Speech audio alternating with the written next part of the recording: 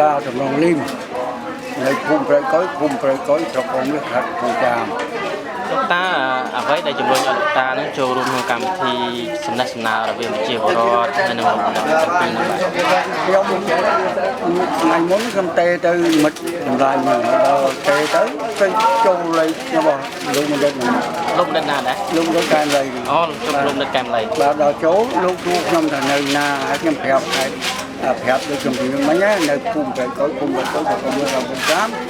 គាត់ថាគាត់ជួខ្ញុំថាទៅតាមណាទៅតាមផ្លូវជាតិលេខ6មកដល់ការកោបាត់ចូលមកខាងព្រៃកុយចឹងហើយហូតក៏សុំស្គាល់គាត់ក៏សុំអញ្ជើញគាត់ឲ្យមកចំណេះចំណាលជាមួយនឹងប្រជាជនព្រៃកុយដល់ណាមួយអញ្ចឹងប្រសិនបើសេវាកម្មទាំងអស់នៅសាលាឃុំហ្នឹងលោកគ្រូចំណេញលុយច្រើន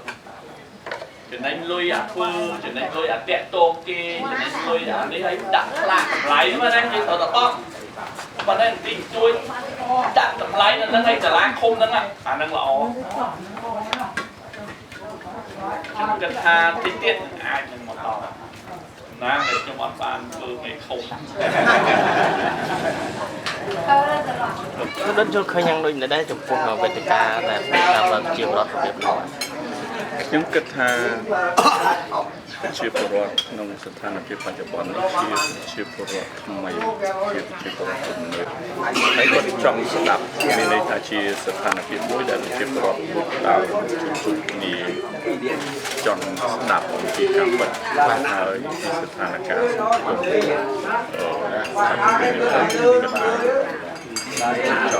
ថ្មីហើយអាចនឹងចង់ណាផ្សេងទៀតពីពលរដ្ឋបានតទៅខ្ញុំច្រើនដើម្បីទៅចូលរួមកន្លែងផ្សេងដោយយើងមិនចាំបាច់រៀបចំតែយើងមិនចាំបាច់ចំណាយតែក៏អាចជាប្រវត្តិសាស្ត្រមួយដែរដែលប្រជាពលរដ្ឋចាប់ផ្ដើមស្ទេកឃ្លានវត្តមានពិតចាំបាច់ធ្វើតែបាតកម្មទេគឺញ៉ាតែខិតហើយទីប្រកាសតាមព័ត៌មានគឺសន្តិថាព័ត៌មានថាខ្ញុំសូមរំលឹកអ្នកទាំងអស់នោះប៉ុន្តែការពុតចាក់ស្រែង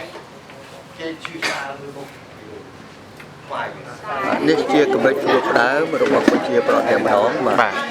គេបានចាក់ចូលខ្ញុំហើយនឹងលោកមិត្តកែមលីហើយនឹងលោកសុជូដែរប៉ុន្តែលោកមិត្តសុជូអត់បានចូលរួមក្នុងការពង្រៀនក៏សំទោស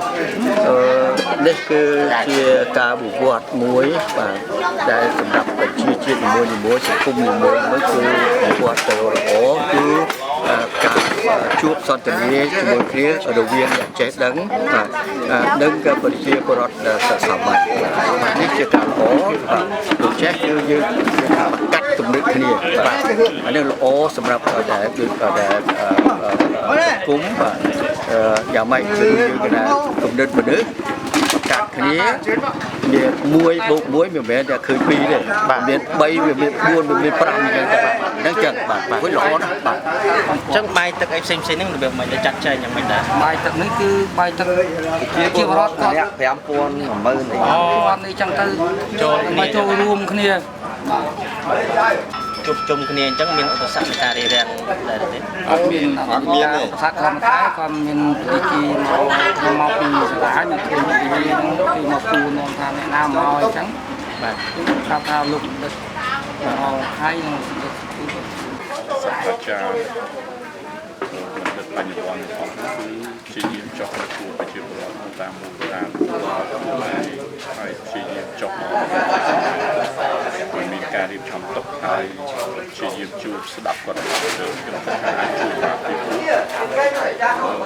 ប្រទេសក្នុងលទ្ធិប្រជាធិបតេយ្យគេត្រូវការឲ្យអ្នកដែលមានព័ត៌មាន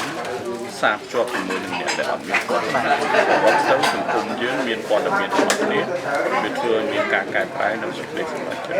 ការកែប្រែនៅសេចក្តីសម្រេចចិត្តរបស់ទៅវាធ្វើឲ្យមានការកែប្រែនៅជីវភាពហើយខ្ញុំអនុវត្តខ្លួនខ្ញុំមិនមែនថាខ្ញុំចេះទាំងអស់ទេបាទគេក៏ចេះយើងក៏ចេះបាទ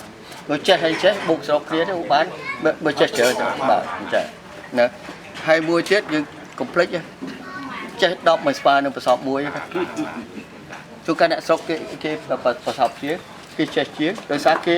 ដែលជួបប្រសពនឹងដែលបត់ពិសោធន៍ជាក់ស្ដែងនៃការជីវភាពរស់នៅជាក់ស្ដែងយើងនៅមកកវល់បាទចឹងហើយបានជាដែលអ្នកចិត្តដឹងខ្លះគឺនៅតែព្រំពេញនៅអីអត់ដើរទៅដល់មកណាអត់ជួបប្រទេសគេថាប្រជាប្រដ្ឋហើយល្ងងបាទឃើញទេបើតាមពិតគឺអូចេះដឹងអត់ហើយបាទចេះគេមានតែទូរទស្សន៍គេមានវិទ្យុគេមានតង្ហាលគេមានទូតកកមានអីថែមទៅទៀតផងតែអ្នកខ្លះណាងុយថាហ្នឹងគឺអ្នកស្រែមិនកើតងុយតែអ្នកក្រុងហ្នឹងបើគាត់បើជាគេបើប្រៀបធៀបទៅសម្ភារៈហ្នឹងណាប្រើប្រាស់ហ្នឹងបាទអាហ្នឹងគឺចង់ទៅឥឡូវនេះគឺដោយសារប្រព័ន្ធផ្សព្វផ្សាយដោយសារដែលកណនីគុំហ្នឹងយើងស្មើគ្នាសឹងទៅអស់ហើយលោកអំបន្ទាប់ពីបានជួបសំណេះសំណាលស្ដាប់ការអត្ថាធិប្បាយពីលោកនិតក៏ដូចជាការសាកសួរមួយចំនួនរបស់ប្រជាពលរដ្ឋចូលរួមហ្នឹងលោកអំបានទទួលនៅចំណេះដឹងអីខ្លះដែរពីលោកនិតបាទខ្ញុំបានទទួលចំណេះដឹងបានច្រើនដោយសារខ្ញុំមិនដែលបានជួបបណ្ឌិតដូចជាបណ្ឌិតឡើងមកហើយលោកកើតបណ្ឌិតកែមលៃយ៉ាងដែលលោកគឺពីផ្លូវច្បាប់ហើយពីសេរីភាពរបស់មនុស្សម្នាក់ៗដែលយើង